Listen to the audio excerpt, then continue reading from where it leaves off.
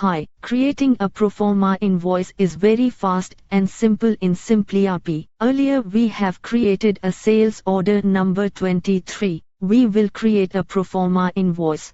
Go to Proforma Invoice in Invoicing menu. Select the date and customer.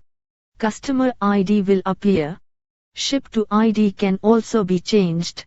Select the customer order. In this example, we will select sales order number 23.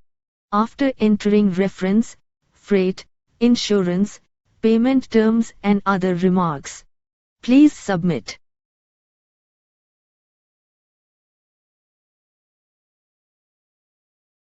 Select the item code and enter additional notes, if any.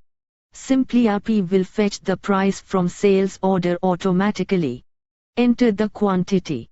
The taxes will be automatically calculated. Now please save item and print invoice. That's all. Proforma invoice is available for printing in a structured format. You can also save this proforma invoice in PDF format also. simpliRP is the simplest way to manage your organization. Please feel free to contact us to know about more features. Thank you.